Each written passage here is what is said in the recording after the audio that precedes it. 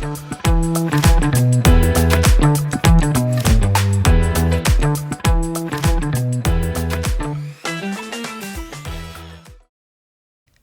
back to DotLife. We are starting the first of our multi-part series, which is diving into the specific neighborhoods of Dorchester. And we're starting this series with Ashmont Hill.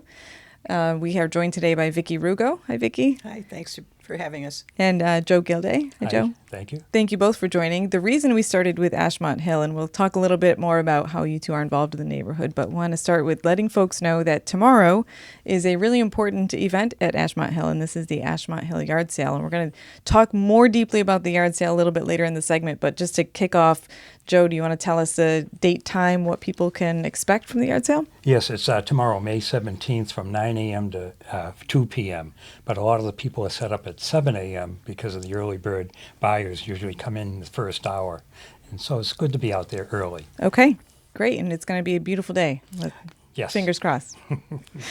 Before we get into more details about the yard sale, though, Vicki, we really want to explore Ashmont Hill. I think it's a small neighborhood in Dorchester, and it's kind of tucked away a little bit behind the, behind the T station up in Ashmont. So tell us a little bit more about what is Ashmont Hill? What are the boundaries there? Okay, well, Ashmont Hill is actually between Ashmont Station and Peabody Square and Codman Square. Those are sort of the two, ends of it.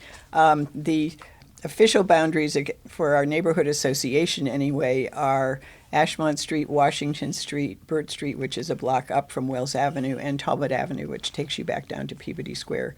The development and history of the neighborhood really explains why it's shaped the way it is. In the late 19th century, in 1870, Dorchester was annexed to the city of Boston, having been a separate town since its founding in 1630. And it was very good timing on the part of one young man named George Derby Wells, who in 1870 inherited from his grandfather a large piece of land that included what's now Ashmont Hill, plus some additional land that was a little bit to the east and then over on the other side of Washington Street. And George had been was in Paris. He had graduated from Harvard in 1862, and he went off to Paris, where other family members had started a banking business, and he had relatives, and he was living over there. And actually, he never came back to Dorchester or Boston on a permanent basis. He married a French woman and lived his whole life there.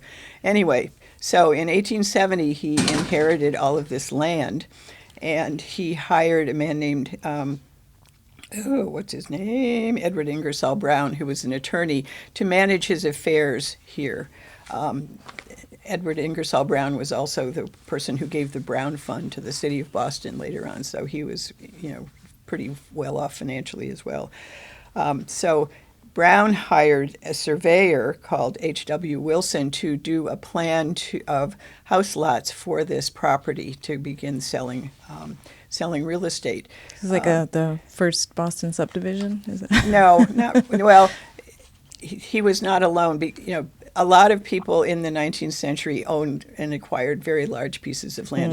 Most of it was actually agricultural, unless it was along either the harbor or the river, where it was either boat building or industrial, mill, like the Lower Mills Baker Chocolate.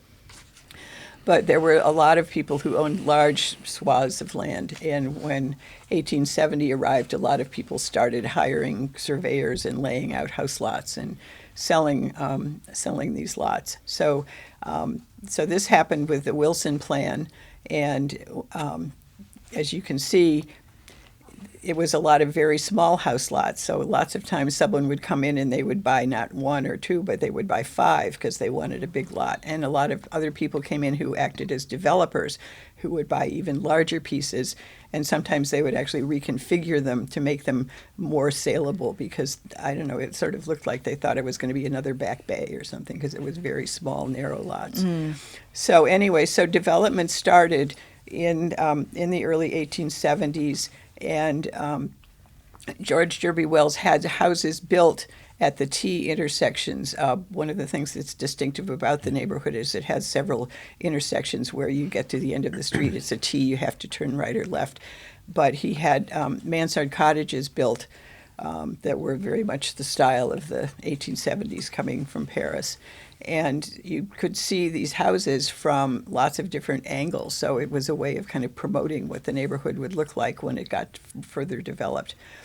So, and the other thing that Wells did was he put a lot of what you might call deed restrictions or stipulations in the deeds, that, houses had to be set back either 10 or 20 feet from the street, which is one of the reasons why you have this kind of consistent streetscape on all of the streets in the neighborhood. He had, they could only be single-family houses, or in some cases later on, when other developers came along, they would say, it could be a two-family house. There couldn't be more than one barn.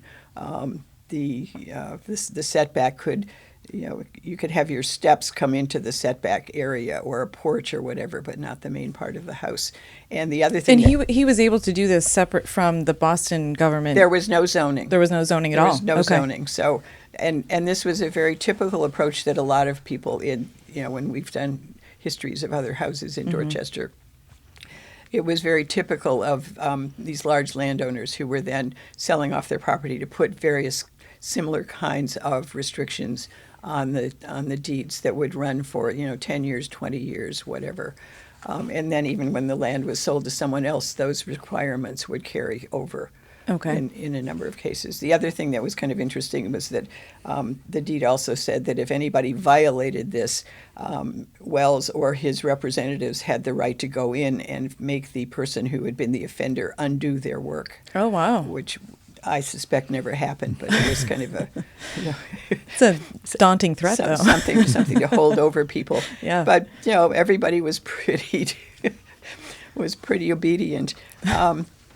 So development got started in the 1870s. It progressed through 1880s, 1890s. There were there was various ups and downs financially that affected when houses were built. So you have a few 1870 houses, more 1880s houses, a lot of houses in the 1890s and into the early 1900s. It's notable that when you drive through that neighborhood, you see a lot of the historical plaques on the houses. There's a lot of history there. Oh, yes. Yeah, absolutely. So because of the different time periods, during that last part of the 19th century, you get a number of different styles that were in fashion at the various, during these various periods. So you go from, French mansard to stick style to, Queen Anne and colonial revival, and also shingle style, which is one of the really interesting styles that we have a lot of houses in that style, most of which were designed by an architect named Edwin J. Lewis, Jr., who was a master of the shingle style. So, we've talked about the boundaries and how the geo and the architecture came to be, but talk a little bit about what were the types of people that were living there? Was it mostly people who lived and worked in Boston proper? Was it agriculture? Well, it wasn't agricultural anymore. Okay. As I said earlier, most of Dorchester, except for the industrial parts, was agriculture, and there were people actually, what you might call gentlemen farmers, who they were wealthy because they were bankers or whatever, but they also had large pieces of land, and they did they hybridized fruit and they raised prize-winning cattle and all of those kinds of things. This sort of was before 1870, when real estate was everything. Boston was growing very rapidly by 1870, so the part of the attraction of annexing Dorchester was to have more land for more people to live on, and real estate development, which was sort of the biggest game in town. And this is around the same time the Back Bay was being filled in. Back right? Bay started in the 1850s and continued in, but Roxbury was annexed to Boston in 1868. South Boston had been added. So the city was growing both JP was around Jamaica the same time? Plain was, so the city grew both by annexation and by landfill. Okay. So the Back Bay, East Boston, South Boston, and around the North Station area, there was a lot of landfill going on. But also and then Hyde Park, I think, was not until, 1930, something like that. Okay. Till for Boston to become the city that it is today.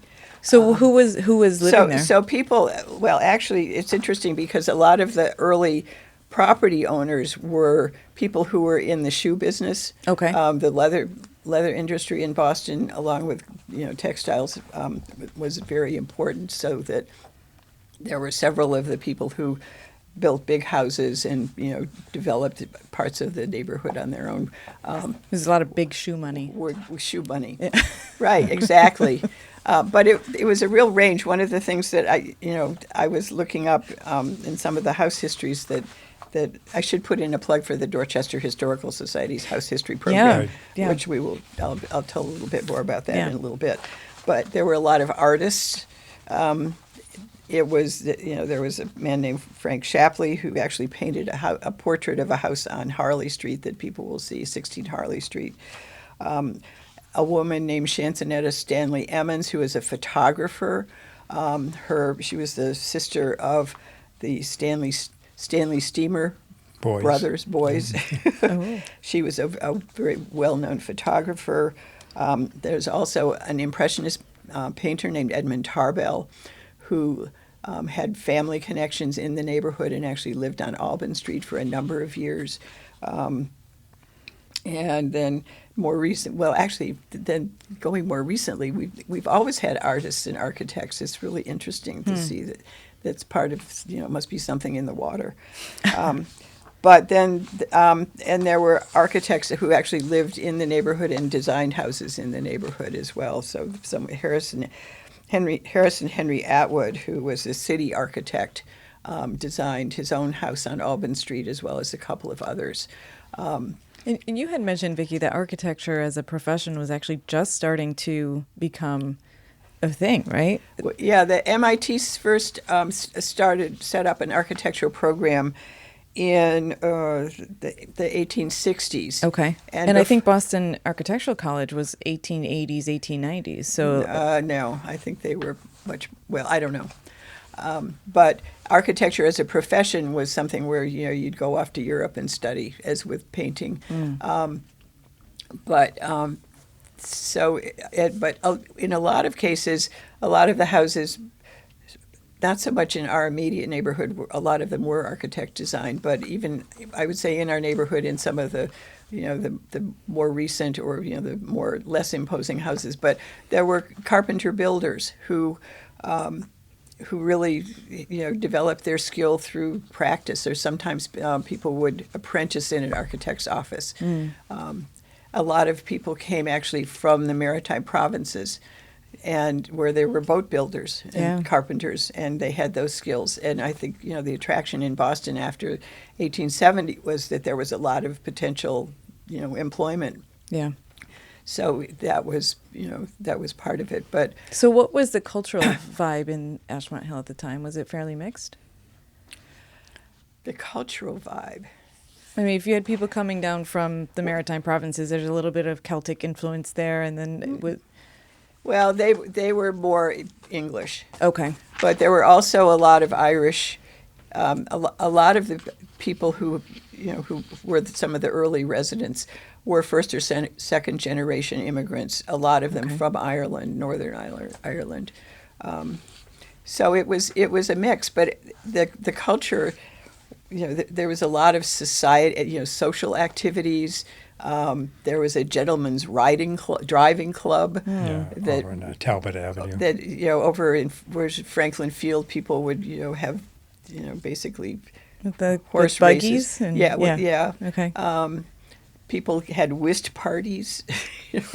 Wait, what's that? Whist is like bridge. Okay. So, but and then I think there was also there were also a number of people in the neighborhood who were instrumental in the construction of the Dorchester Temple Baptist Church, which is at the corner of Wells Avenue and Washington Street. So there was and that was the wood shakes, right? Is that shingle style? Shingles, it's yeah. shingle style. Okay. Yeah. So, talk a little bit more about how that has translated to Ashmont Hill today. And you're the president of the Civic Association. The Ashmont Hill Association was established in 1970, which I was just thinking was kind of interesting. It was just 100 years after the neighborhood first was founded, if you will. Okay. And I mean, I've lived in the neighborhood since 1975, 50 but years. 50 years, yikes. But I think even, earlier and today, a lot of what people appreciate about the neighborhood is the sense of community. And the Ashmont Hill Association, as I said, was started in 1970 by people, some of whom had been in the neighborhood for a very long time, and then others, people who had arrived and sort of brought experiences in other neighborhood settings with them. Thought it was really important for people to know their neighbors and to have a relationship with them. They may not be your best friends, but you could get together with them once a month and discuss neighborhood issues. You could, socialize with them to some extent. And I think that still is part of what the strength of the neighborhood is. And there's a lot of, obviously there's a lot of still single family old homes there, but there's a lot of them that have become multifamily, correct? And you've got renters and owners and families and I think the neighborhood may be more diverse than some people think, because there a lot of the houses that were built as multifamilies to begin with, and then there are other the houses that have been divided up over the years. So there's I think we have a Vietnamese population now, Hispanic. There are people of all ages. In recent years, there have been a lot of, younger couples coming in, moving in, and either with young children or having children. Those things go in cycles. When we moved to the neighborhood, we didn't have children yet, but we had them pretty soon thereafter, and there were a lot of other families who were sort of in the same place, and there have been cycles over those years of there are a lot of kids, or the kids are all older, then there's another batch that comes along. And it's maybe a little bit misleading. There's not a lot of business in that neighborhood, but although Codman Square Library is called that, it's actually in Ashmont Hill, correct? Yeah, the Codman Square Library which was built in the 1970s, is on the site of what was the Henry L. Pierce Elementary School, which was built at the beginning of the 20th century. Henry L. Pierce was Baker chocolate money. Okay. But that was the location of what had been called the Wells Mansion. It's not clear that John Wells, who was George's grandfather, lived there very long, and George certainly didn't live there. But anyway, so the Codman Square Library is there, and there's some corner stores and other shops along Washington Street in the apartment buildings that are also within the neighborhood that are really wonderful architecturally and have been there for a long time as well.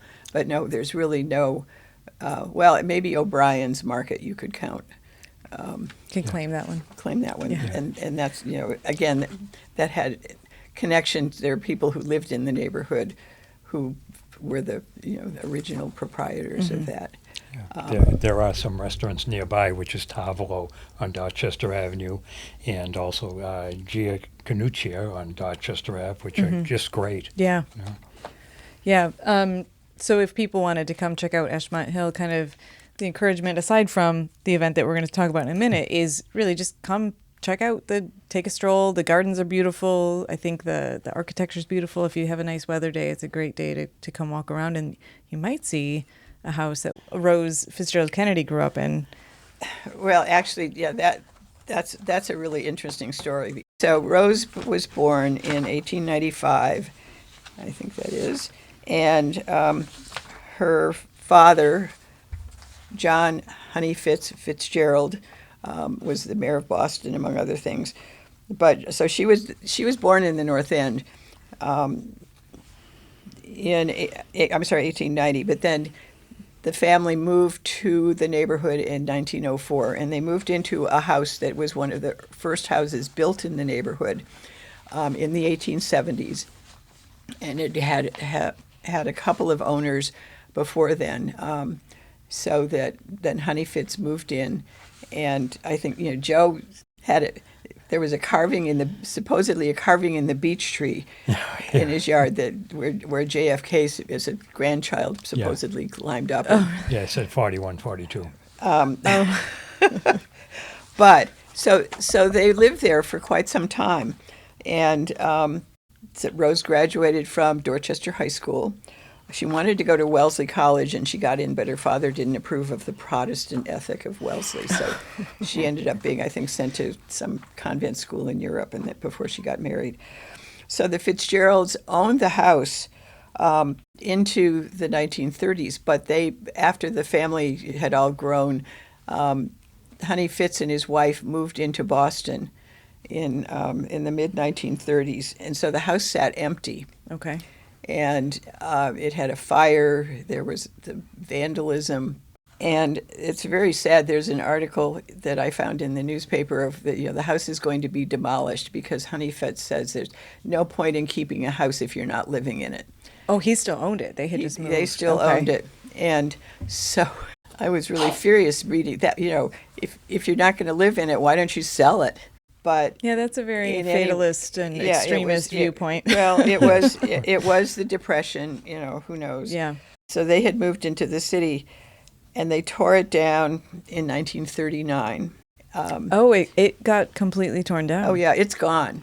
It also had a large carriage house. It had a carriage house. Oh, It had wow. tennis courts. It was quite a property from what people. There's a fair amount of sort of neighborhood lore about it. I Okay. think that floats around.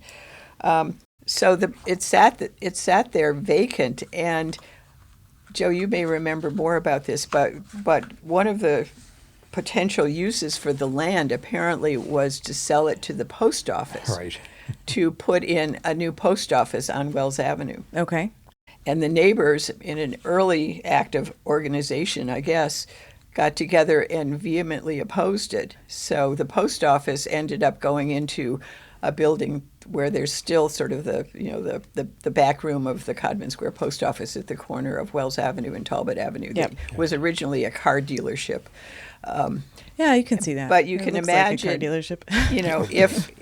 if that had been a post office, Wells Avenue, the whole neighborhood would potentially have been very different. Yeah, After right. that, just because you would have had this, very large property that probably would have had parking and vehicles coming and going, and so the neighborhood kind of dodged the bullet on that. Yeah, definitely. At some point in the 1950s, the property was sold to a developer from Milton, Okay. who hired an architect from Milton, and what sits on that property now are 5 Garrison colonial homes. Two on Wells Avenue, 3 of them on Harley Street. Okay. So it's So, and the corner is Rose Kennedy Square at the Yes. intersection. very nice. But that's all that's left of it. So, Joe, will there be any yard sale vendors on Rose Kennedy Square this weekend? Well, there'll be 2 on that corner, and Okay. then coming up Harley Street, where the most people will be set up. There's May Graves will be selling ribs, Okay. and we have a corner lot. We have about 6 families spread out on that. Some from out of the area, but it's fine. They're good people, and hopefully we'll have a good weather. Yeah. So this isn't just any kind of get your neighbors together impromptu yard sale. This is a big deal. This is on the boston.gov website. This is, consistently, this is year what, 40? 45. 45? Yeah, I started getting calls in January. Oh my gosh. When's the date? Please, it's a week before Memorial Day. Okay.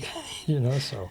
And right now, people are really signing up. I think 33 so far, but we expect 50 or 60. Oh, wow. Okay. And how many people come out? I know it's not just the neighbors who walk around. You get folks from all over the place. Oh, crazy. Yeah. Yes. And and they have trouble parking their cars in order to get all the stuff into the cars. But other than that, it's a fun day. Yeah. What are some cool things people have sold or bought there? Let me see. I bought a gas station pump, Okay. for $20, which is a deal. All right. What do you do with that? Oh, it's just sitting in my barn. Okay. Quite a while. And they used to have Ashmont Nursery School would have a bunch of families set up on our lawn and just bring all their own stuff. A lot of antiques too. So Yeah. it's a good time. Well, it depends on what your interest is, but Right. I think there's always something. And usually there are a lot of, even with the nursery school or in addition, there's a lot of children's toys. Everybody's always looking for big wheels. I don't know if they even make big wheels anymore. Furniture, books, plants. Right. I think you had mentioned when we Kitchenwares. spoke that there's even some specialty items like architectural details and things that people sell. Yeah, it's one of these, I call it a clean out the attic basement carriage Yeah, house basement, yeah. sale. It's a very wide range. There are also some nonprofits that participate. The Ashmont Nursery School and other groups come in. Dorchester Historical Society, Dorchester People for Peace, I Yes. think has a table this year. So it's really, every year there are certain people who show up regularly. You haven't seen them in a year. There may be people you've known from, other, years ago for various activities or whatever. And it's almost like old home week where I haven't seen you since last May, but how are you? And, it's great to see you. So a lot of browsing, a lot of, and then sometimes children will set up, our grandchildren always have the things that they're selling on their table, Yes. that puzzles or games or whatever that they don't really need anymore. They've outgrown, so kids have a chance to be a little bit entrepreneurial as well. Oh, that's Which makes right. it a lot of fun. Nice. So remind us again the date and time. It's Saturday, May 17th, and from 9 a.m. to 2 p.m. But if you really want some good stuff, try and get there by 7. That sounds good. And I know that there's a lot of folks who own businesses, for example, Local Hand and Ripple down on Dot Avenue that borders your neighborhood that get pretty busy and run some specials during that time. So if people are hungry or want to do a little additional browsing, there's some areas down there. Just a short walk away. Yeah, exactly. So the last question I have for you both is, where do you go to eat in Dorchester? What's your go-to place? You've already mentioned them. You mentioned a couple. Yeah, Tavolo, Giaconuccia, and Molinari's. Molinari's, yeah. And so What's your favorite Molinari's pizza? Do you have a go-to? I always change it. So I'm Okay, you don't want to No, I don't make wanna. anybody feel left out. Do you have any special places you go? Well, yeah, I would say Tavolo and Via Canuccia, and Tavolo, just about anything. Via Canuccia has had a really good, the rice balls, the soupli are my favorite thing. Yeah. It's hard to go wrong at either of those places. Right, yeah. Wonderful. Well, thank you both so much for coming. We'll send some folks your way, and hopefully we'll keep our fingers crossed for sun, but not too much sun. Perfect amount of Right. Yeah. Right. partial cloudiness. Right, Yeah, right. and be sure to come early. And come early. And if you don't make it to the yard sale, or even if you do, take a moment to just take the red line down to Ashmont Hill and check it out, because it's a pretty cool neighborhood. Can I make a plug for the Historical Please Society? do. Yes. Yeah, the Dorchester Historical Society has historic properties on Boston Street up by Edward Everett Square, and also the Blake House, which is the oldest house still standing in Boston. But one of the things that we started, I'm on the board there as well as my neighborhood association, during COVID was doing house histories, researching houses in Dorchester and Mattapan. And we have so far done over 500. Wow. And a number of them actually are available on the Historical Society's website to read, dorchesterhistoricalsociety.org. But you can also apply to have a house history done. And they're fascinating. And then the other thing that we also offer as part of, or in conjunction with that, is the house markers that will put the year that a house was completed, plus either the architect or the owner or somebody famous who lived there. And you can also, there's a process for going through that as well. So you can also find information about that on the Historical Society's website. And if people want to become a member, they You can. want to become a member, you can also join. There's a donate button on the website, and we do programs. We do walking tours. We've got a bunch of events coming up that will be listed on the website, and also in the Dorchester Reporter, which always has our information as well. Great. Well, Vicki and Joe, thanks so much for coming, and we'll Thank see you you. tomorrow. Oh, Yeah. you betcha. All right. Thanks. Okay, thanks.